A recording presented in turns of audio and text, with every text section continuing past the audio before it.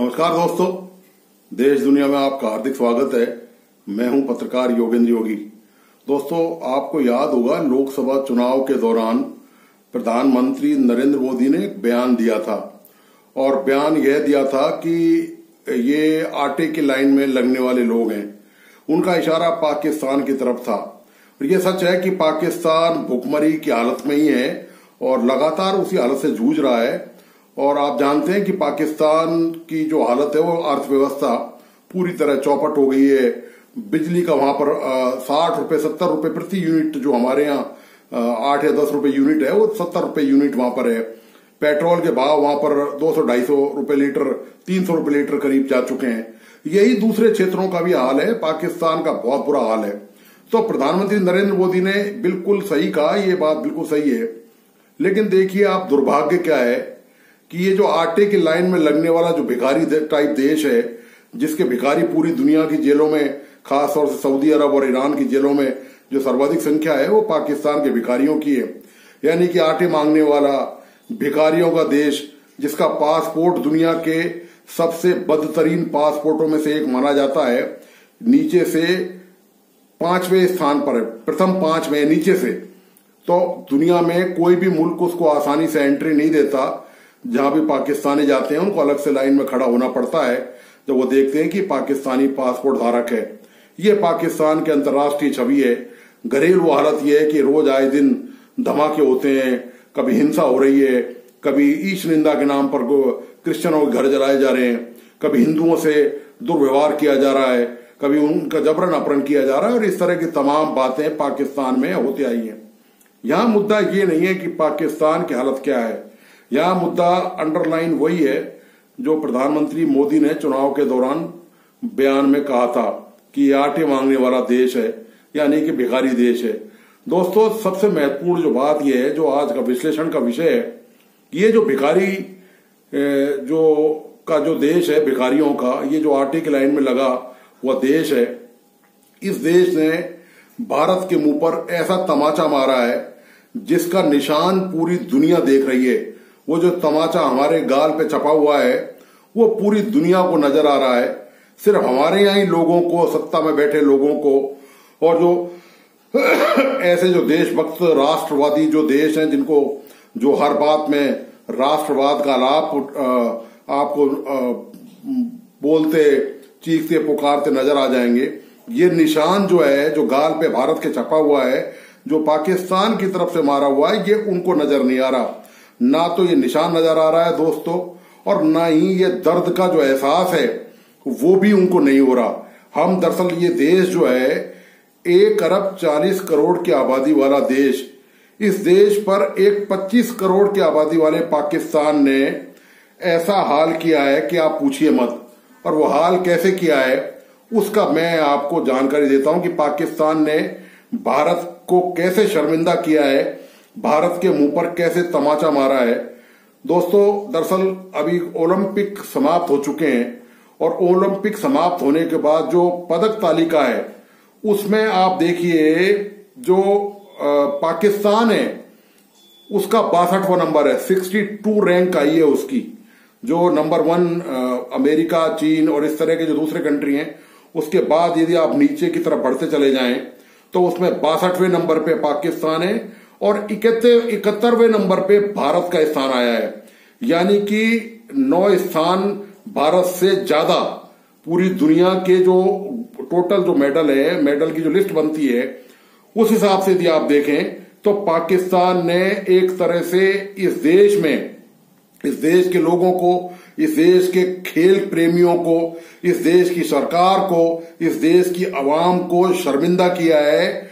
62वां number लाकर इस list में 62वां number Pakistan का है और हमारा नंबर है उसमें 71वां नंबर। अब आप बताइए, क्या यह शर्मिंदगी का विषय नहीं है? और मैं आपको लगे हाथ बताता चलूं कि करेला और नीम चढ़ा क्या है।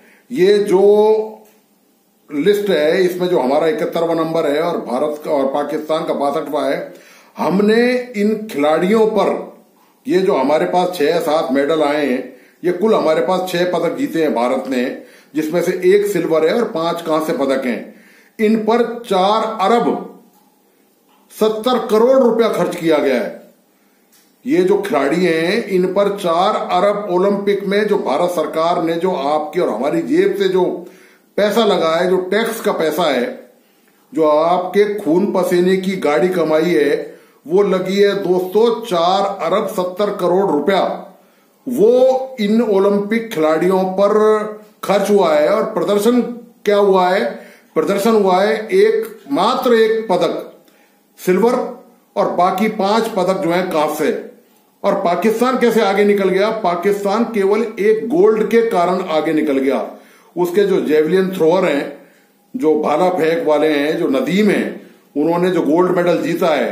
दरअसल दोस्तों ओलंपिक में जो कंट्रियों की लिस्ट बनती है, वो जो प्रायोरिटीज लिस्ट बनती है, वो केवल गोल्ड मेडल से बनती है। वही माना जाता है कि इस कंट्री की रैंकिंग कहां पर आई है, किस कंट्री ने कितने स्वर्ण पदक प्राप्त किए हैं। तो भारत ने चूंकि कोई स्वर्ण पदक प्राप्त नहीं किया और पाकिस्तान ने चूंकि एक स्वर्ण पदक प्राप्त कर लिया, तो तालिका में वो जो सूची है, वरीयता वाली जो सूची है, उसमें पाकिस्तान हमसे आगे निकल गया। ये हालत है हमारी। 1 अरब 40 करोड़ की आबादी वाला यह देश, जो अपनी खून पसीने की गाड़ी कमाई, जिसने इस ओलंपिक में प्रतिस्पर्धा में भाग लेने के लिए खिलाड़ियों पर, उनके प्रशिक्षकों पर, उनके डाइटिशियन पर, उनके फिजियोथेरेपिस्ट पर, और यहां से जो लंबा चौड़ा लवाजमा भेजा गया, वो जो मैनेजर उनके साथ गए, जो असिस्टेंट उनके साथ गए, वो जो पूरी फौज फाटा वहां पर गए पेरिस में, उन पर 4 अरब 70 करोड़ रुपए खर्च हो गए। आप कल्पना कीजिए, ये 4 अरब 70 करोड़, जिसमें केवल भारत की ये स्थिति है। एक तरफ तो हम ये पूरी दुनिया का लीडर बनने का दंभ भरते हैं, हम ये कहते हैं कि हम पूरी संसार में एक नई लीडरशिप उभर रही है हमारी, ठीक है। और उस हमारे जो नए संसार में हम जो अपनी ताकत मनवाने जा रहे हैं, हम तरह तरह की बात करते हैं कि हमारी 5वीं इकोनॉमी है, हम सबसे पावरफुल मुल्क हैं, 2047 तक हम विकसित देश हो जाएंगे। क्या आपको लगता है कि हम 2047 तक यदि विकसित देश हो जाएंगे तो ओलंपिक में हम कहां पर रहेंगे? आज भी मैं आपको बता दूं, ऐसे खेल जिनमें पूरी टीम भाग लेती हो, उनमें हॉकी को आप छोड़ दें तो बाकी किसी खेल में भारत के खिलाड़ी, भारत की टीमें क्वालिफाई नहीं कर पाई हैं। ओलंपिक में भाग लेने के लिए जरूरी है कि आपका विश्व स्तरीय प्रदर्शन ऐसा हो ताकि आपकी टीमें ओलंपिक में क्वालिफाई कर सकें। लेकिन यहां हमारी टीमों का वहां दूर दूर तक अता पता नहीं है। मैं आपको लगातार गिनाता चलूं, वॉलीबॉल की टीम हमारे पास नहीं है, होने से मतलब जिसका वर्ल्ड में कोई स्थान नहीं है। फुटबॉल की टीम का हमारे कोई स्थान नहीं है, बास्केटबॉल की टीम का हमारे कोई स्थान नहीं है। आप ये देखिए, जो भी ऐसे खेल, वाटर पोलो, और इनकी तो मैं कल्पना से बाहर बात ही नहीं सोच सकता। इन ऐसे खेलों के लिए इनमें दोस्तों पैसा बहुत ज्यादा खर्च नहीं होता। ऐसा नहीं होता कि आप यदि वाटर पोलो खेलेंगे, साइकिल जैसा गेम, साइकिलिंग, पूरे देश, भारत के करोड़ों लोग साइकिल चलाते हैं, लेकिन हम पदक नहीं ला सकते। हमारे देश में पहलवानों की कमी नहीं है, जगह जगह दंगल होते रहे हैं। आप ये देखिए, पूरे देश में जगह जगह अखाड़े खुदे हुए हैं, लेकिन जब ओलंपिक की बात आती है तो हम वहां से बैरंग लौटते हैं, केवल एकमात्र कांस्य लेके आए हैं।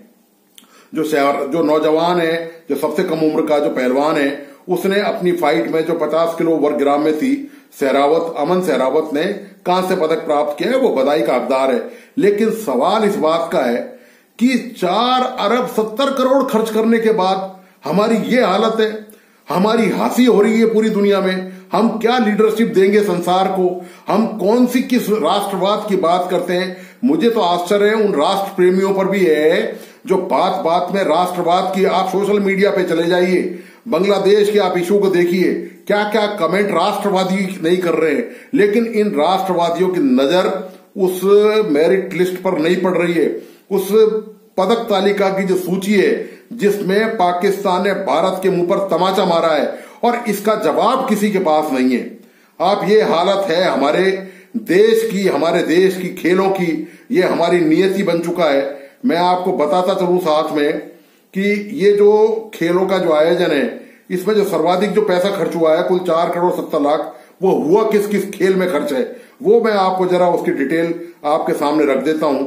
आप ये देखिए कि इसमें जो टोटल पैसा खर्च हुआ है, उसमें एथलेटिक्स मतलब दौड़ भाग की जो प्रतियोगिता है उसमें 90 करोड़ रुपया, बैडमिंटन में 72 करोड़ रुपया जो बैडमिंटन खिलाड़ी हैं, बॉक्सिंग पर 60 करोड़ रुपया, शूटिंग पर राइफल शूटिंग और पिस्टल शूटिंग पर 60 करोड़, हॉकी पर 41 करोड़, रेसलिंग यानी कि कुश्ती पर 37 करोड़ रुपया, आर्चरी यानी कि धनुर्विद्या पर 39 करोड़ 39 करोड़ रुपए। इसके अलावा वेट लिफ्टिंग, टेबल टेनिस, नौकायन जैसे खेलों पर भी बहुत पैसे खर्च हुए हैं। और कुल मिलाकर इन पर ये जो लास्ट में जो मैंने खेल आपको बताए हैं इन पर 78 करोड़ कुल, इसमें सब कुछ शामिल है। इस खर्चे में तमाम जो प्रशासनिक अधिकारी गए, तमाम और जो उनके सहायक गए और जो फिजियोथेरेपिस्ट गए वो तमाम है। तो कुल मिलाकर 4 अरब 70 करोड़ रुपए दोस्तों खर्च हो गया इस देश का। क्या ये देश इतनी बड़ी राशि झेलने को तैयार है? क्या इस देश में गरीबी नहीं है? क्या इस देश में अस्पतालों की व्यवस्था है पूरी? क्या देश में पीने को पानी पूरा मिल जाता है? क्या आपके घरों में पर्याप्त बिजली आती है? क्या आपके गांव की, शहर की, कस्बे की सड़कें सही हैं? क्या आपके यहाँ स्कूल और मेडिकल की फैसिलिटी पर्याप्त है? नहीं है दोस्तों, कहीं भी नहीं है। यहां तक कि आप जानते हैं कि मानसून का मौसम है और जो सर्वाधिक बुरी हालत है देश में वो सर्वाधिक विकसित शहरों की है। पुणे हुआ, बंबई हुआ, दिल्ली हुआ, बेंगलोर हुआ और चेन्नई हुआ। इनकी हालत ऐसी खराब हो चुकी है कि पूछिए मत आप। जब इनकी हालत इतनी खराब है तो दोस्तों बाकी गांव, कस्बे, गली मोहल्लों की हालत का आप अंदाजा लगा सकते हैं कि हमारी हालत देश में कहां है। और हमने 4 अरब 70 करोड़ रुपए इस खेल पर खर्च कर दिए और आया क्या परिणाम? ऊंट के मुंह में जीरे के बराबर। खिलाड़ियों का दोस्तों कोई दोष नहीं है, दोष हमारी नीतियों का है, दोष हमारी जो व्यवस्था है, जो हमारे देश का जो तौर तरीका है। आप ये बताइए कि किस देश में ऐसा होता है कि उसके पहलवान, महिला पहलवान दुर्व्यवहार और यौन उत्पीड़न के आरोप के कारण पूरे देश की राजधानी में महीनों तक धरनों पे बैठे रहे। आप बताइए कहीं भी संसार में आपने ऐसा सुना हुआ है? पूरे विश्व में कहीं भी किसी देश में आप बता दीजिए आपने ऐसा सुना है? ये दुर्भाग्य हमारे ही देश का है कि खिलाड़ियों की यहाँ पर हालत ये है। और ये जो मैं आपको बताता चलूं, ये जितने भी ऑर्गेनाइजेशन है, चाहे वो किसी भी खेल का संगठन हो, वो संगठन राष्ट्रीय स्तर के हैं, ये सब के सब परजीवी बन गए हैं। ये हर साल सरकार से करोड़ों रुपए लेते हैं खेल प्रतियोगिताओं के आयोजन पे, लेकिन जो आउटकम है, जो प्रदर्शन है इनका, वो लगभग शून्य ही आप मान के चलें। क्योंकि जब हम वर्ल्ड लेवल की प्रतियोगिताओं पर नाकाम होकर आते हैं, वहां पर हमको सफलता नहीं मिलती है, तो दोस्तों अब क्या माना जाएगा? ये जो पैसा है जो सरकार खेलों पर लगा रही है और जो संगठनों को दे रही है, इन महासंघों को, खेल संघों को जो दे रही है, वो दोस्तों पूरी तरह से बर्बाद हो रहा है। देश के आम आदमी की, टैक्स पेयर की गाड़ी कमाई का हिस्सा यहां पर देने के बावजूद भी यदि रिजल्ट यह आए कि आप पाकिस्तान से पिछड़ जाएं और आप केवल घर लौटें कुल 6 मेडल लेकर, पिछले ओलंपिक से 1 कम मेडल, जो टोक्यो ओलंपिक हुआ था उसमें हमको 7 मेडल मिले थे, इस बार हमारे मेडल की संख्या घट गई है और हम दावा करते हैं विश्व चैंपियन बनेंगे, अर्थव्यवस्था में विकसित भारत बनेगा, ये होगा, इस तरह की तमाम बातें करती हैं। दोस्तों इस मुद्दे पर केवल देश की सरकार को ही नहीं, देश की आवाम को, जनता को सोचने की जरूरत है। हमारे यहाँ दरअसल खेल की भावना है ही नहीं। हमारे परिवारों में आप देखिए, आप समाज में देखिए, आप सोसाइटी में देखिए, व्यापक तौर पर देखिए, खेल प्राथमिकता पर है ही नहीं। बच्चा कैरियर बनाने के लिए इंस्टीट्यूट में भर्ती होता है, उसके पेरेंट्स कभी, क्योंकि उनको पता है यदि वो खेल की तरफ ध्यान देगा तो उसमें उसका भविष्य कुछ नहीं है। जब तक ये दोस्तों खेलों में युवाओं का भविष्य सुनिश्चित नहीं हो जाएगा, उनको ये लगने नहीं लगेगा कि हमारा भविष्य, हम और जो दूसरे क्षेत्र हैं उन्हीं की तरह यदि खेल को भी ऑप्शन के तौर पर लें, हमारा भविष्य इसमें सही होगा और सफल होगा, तभी दोस्तों ये मानसिकता बदलेगी। और इस मानसिकता को बदलने के लिए दोस्तों बहुत लंबा समय लगेगा। तब तक हम ऐसे ही भारत जैसे, पाकिस्तान जैसे जो पिछड़े, गरीब और अविकसित जो मुल्क हैं, उनके हाथों ओलंपिक में शर्मनाक स्थिति का, पराजय का सामना हम करते रहेंगे। तो दोस्तों आपको आज का विश्लेषण कैसा लगा? प्लीज अपने लाइक्स और कमेंट के साथ मुझे जरूर बताइए। इस वीडियो को अपने दोस्तों और परिजनों को अवश्य शेयर करें ताकि उनको पता चले कि हमारी देश की में खेल की हालत क्या है और हम कहां पर पूरी दुनिया में स्टैंड कर रहे हैं और हमारे साथ क्या बीती है। और दोस्तों इसी के साथ आप प्लीज इस वीडियो को, इस यूट्यूब चैनल को लाइक सब्सक्राइब जरूर करें और अपने दोस्तों को जरूर इसको शेयर करें। धन्यवाद, नमस्कार।